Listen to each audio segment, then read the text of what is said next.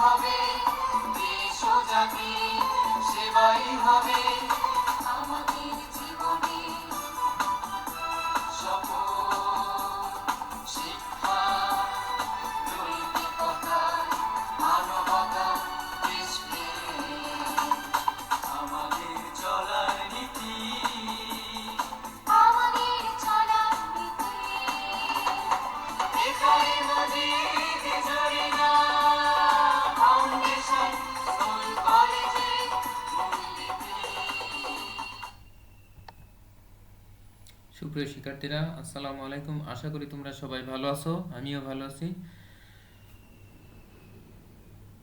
তো সুপ্রিয় শিক্ষার্থীরা, আজকে আমি তোমাদের ক্লাস 9 হিসাব বিজ্ঞান নবম শ্রেণীর শিক্ষার্থীদের জন্য আজকে হিসাব বিজ্ঞানের তৃতীয়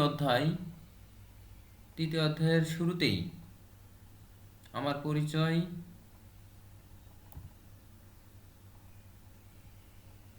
আমি মোহাম্মদ রবিউল ইসলাম, প্রভাষক, হিসাব বিজ্ঞান বিভাগ, Majid Zarina foundation school and college, Naria, Shariatpur.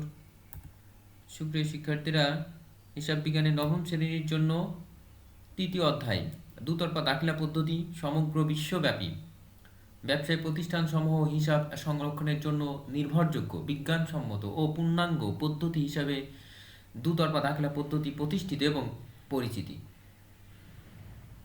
দুতরফা দাখিলা পদ্ধতিতে অর্থ বা আর্থিক মূল্যে পরিমাপযোগ্য প্রতিটি লেনদেনকে দ্বৈত সত্তায় প্রকাশ করা হয়।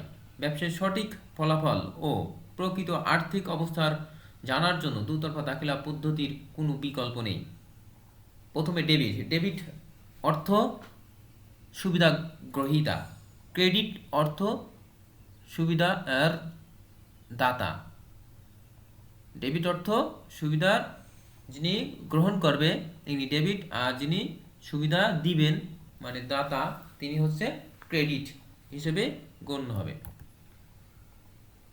সুপ্রিয় শিক্ষার্থীরা, এই তৃতীয় অধ্যায় পাঠ শেষে আমরা যে সকল বিষয়গুলো জানতে পারবো, প্রথমে লেনদেনের দ্বৈত সত্তা নীতি ব্যাখ্যা করতে পারবো, দুতরফা দাখিলা পদ্ধতি ধারণা ও বৈশিষ্ট্য বর্ণনা করতে পারবো, দুতরফা দাখিলা পদ্ধতির সুবিধাসমূহ ব্যাখ্যা করতে পারবো, লেনদেনের জড়িত দুটি পক্ষ অর্থাৎ ডেবিট ও ক্রেডিট পক্ষ শনাক্ত ও চিহ্নিত করতে পারবো, হিসাব চক্রের বিভিন্ন ধাপ ব্যাখ্যা করতে পারবো, লেনদেনের জন্য উপযুক্ত হিসাবের বই চিহ্নিত করতে পারবো, একতরফা দাখিলা ধারণা নিয়ে ব্যবসা মুনাফা নির্ণয় করতে পারবো। তো সুপ্রিয় শিক্ষার্থীরা, আমরা এখানে হিসাব চক্র একটি হিসাব বিজ্ঞানের যে ধারাবাহিক প্রক্রিয়া, একটি চক্রাকারে শুরু হয়ে আবার শেষ পর্যন্ত চলতে থাকবে এবং আবার শুরু হবে। এভাবে যে হিসাবের যে চক্র চলমান থাকবে, এই চক্রকে বলা হচ্ছে হিসাব চক্র। হিসাব চক্রের প্রথমেই ধাপ হচ্ছে লেনদেন শনাক্তকরণ। মুখস্থ করতে হবে বা মনে রাখতে হবে। লেনদেন শনাক্তকরণ প্রথম ধাপ। দ্বিতীয় ধাপ হচ্ছে লেনদেন বিশ্লেষণ। তৃতীয় হচ্ছে জাবেদাভুক্তকরণ। চতুর্থ হচ্ছে খতিয়ানে স্থানান্তর। পঞ্চম রেয়ামিল প্রস্তুতকরণ। ষষ্ঠ সমন্বয় দাখিলা। সপ্তম কার্যপত্র প্রস্তুতকরণ। অষ্টম আর্থিক বিবরণী। নবম সমাপনী দাখিলা। আর দশম হিসাব পরবর্তী রেয়ামিল।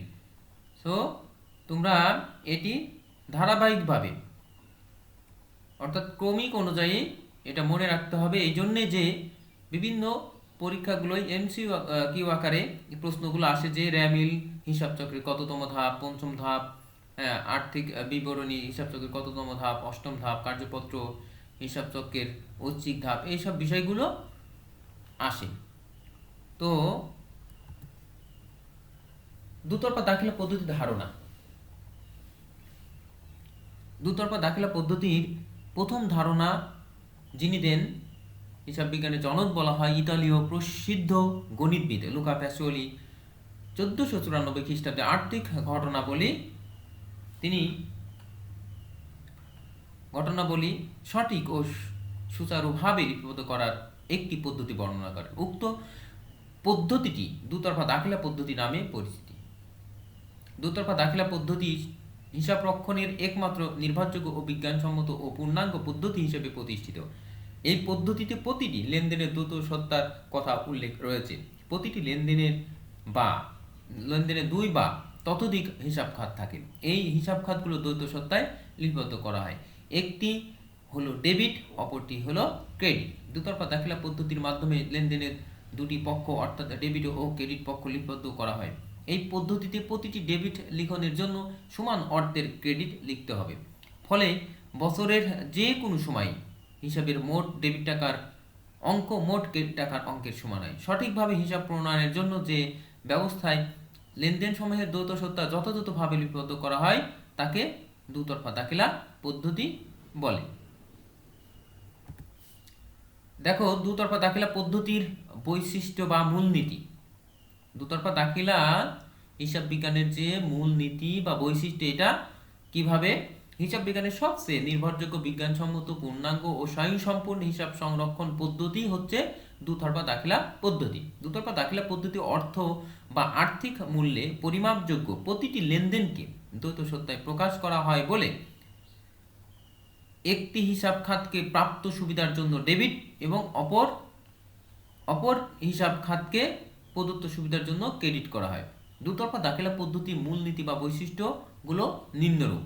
প্রথম, এখানে দুতরফা দাখিলা পদ্ধতির মূলনীতি বা বৈশিষ্ট্য আছে 7টি। প্রথম যে বৈশিষ্ট্য, এটা হচ্ছে দ্বৈত সত্তা। তো দ্বৈত সত্তার প্রতিটি লেনদেনে কমপক্ষে দুইটি পক্ষ থাকে। ডেবিট ও ক্রেডিট নির্ণয় করার পূর্বে প্রতিটি লেনদেনে জড়িত হিসাব খাত সমূহ বের করে তাদের প্রত্যেকটি কোন শ্রেণীর হিসাব তা নিরূপণ করতে হয়। দুতরফা দাখিলা অনুযায়ী প্রতিটি হিসাবের ডেবিট ও ক্রেডিট নির্ণয় করতে হয়। তারপরে হিসাবের দাতা ও গ্রহীতা, দ্বিতীয় যে বৈশিষ্ট্য বা মূলনীতি, এখানে প্রতিটি লেনদেনের সুবিধা গ্রহণকারী গ্রহীতা ও সুবিধা প্রদানকারী দাতা হিসেবে কাজ করে। 3, ডেবিট ও ক্রেডিট। সুবিধা গ্রহণকারী হিসাবকে ডেবিট ও সুবিধা প্রদানকারী হিসাবকে ক্রেডিট করা হয়। সমান অঙ্কের আদান প্রদান। প্রতিটি লেনদেনের ডেবিট ও ক্রেডিট টাকার পরিমাণ সমান হবে। সামগ্রিক ফলাফল কেমন হবে? সামগ্রিক ফলাফল, যেহেতু প্রতিটি লেনদেনের ডেবিট ও ক্রেডিট বিশ্লেষণ করে সমপরিমাণ টাকার অঙ্ক দ্বারা লিপিবদ্ধ করা হয়, সেহেতু সামগ্রিক ফলাফল নির্ণয় করা সহজ হয়। মোট লেনদেনের ডেবিট দিকের যোগফল ক্রেডিট দিকের যোগফল সমান হয়। তাহলে দুতরফা দাখিলার মূলনীতি কয়টি? 5টি। 7টি হবে না, 5টি হবে। এই 5টি ধারাবাহিকভাবে মুখস্থ রাখতে হবে। দুতরফা দাখিলার সুবিধাসমূহ কি কি হতে পারে? দুতরফা দাখিলা পদ্ধতির সুবিধার মধ্যে হচ্ছে দুতরফা দাখিলা হিসাব পদ্ধতি একটি পূর্ণাঙ্গ, নির্ভরযোগ্য, বিজ্ঞানসম্মত, স্বয়ংসম্পূর্ণ একটি পদ্ধতি, যেহেতু এই হিসাব পদ্ধতির বিভিন্ন সুবিধা রয়েছে।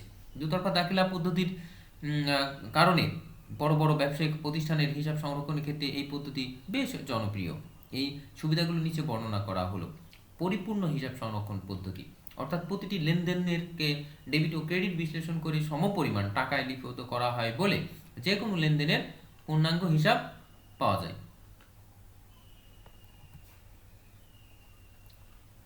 লাভ ক্ষতি নিরূপণ। এই পদ্ধতি ব্যবসায়ের মুনাফা, জাতীয় আয় ব্যয়ের পরিপূর্ণ ও সঠিক হিসাব সংরক্ষণ করা হয় বলে নির্দিষ্ট সময় পরে বিশদ আয় বিবরণী তৈরির মাধ্যমে ব্যবসা প্রতিষ্ঠানের নিট মুনাফা বা নিট লোকসান এর পরিমাণ জানা যায়।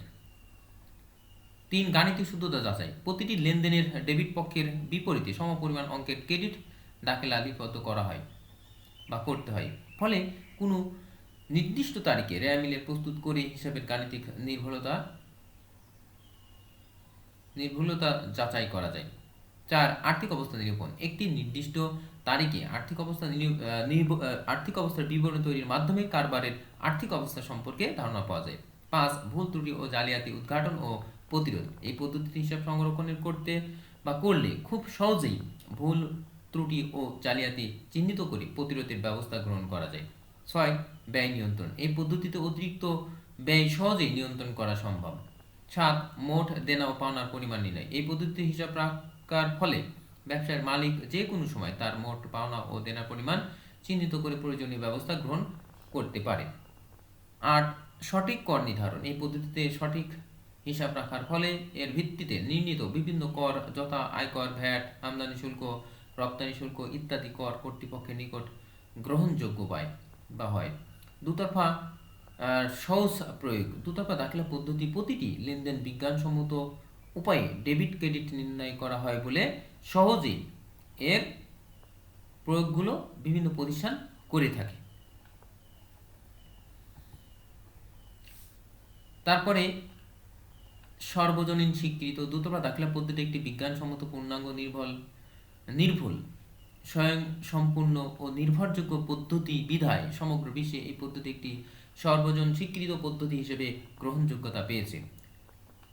ডেবিট ক্রেডিট নির্ণয়ের নিয়মাবলী। পূর্বে বলা হয়েছে দুতরফা দাখিলা পদ্ধতিতে হিসাবের মোট ডেবিট ও মোট ক্রেডিটের টাকার অঙ্ক সমান হয়। এই ধারণায় হিসাব সমীকরণের ভিত্তি হিসাব সমীকরণের মূল উপাদানগুলো হলো সম্পদ, দায় ও মালিকানা সত্ত্ব। সম্পদ, দায় ও মালিকানা সত্ত্ব এই তিনটি উপাদান হিসাব সমীকরণের মূল উপাদান কয়টি?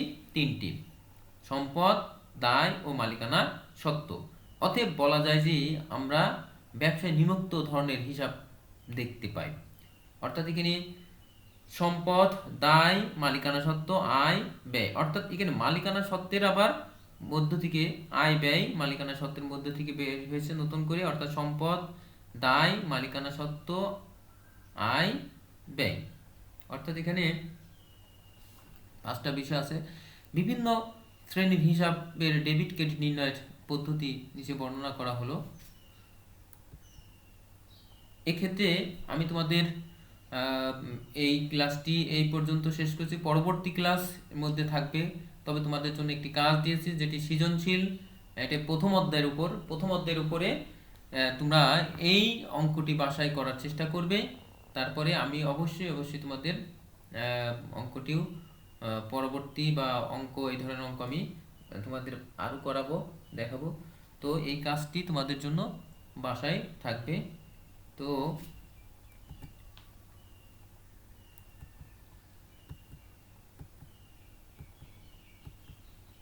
সবাইকে ধন্যবাদ জানিয়ে আজকের মতো এখানেই ক্লাস শেষ করছি। আল্লাহ হাফেজ।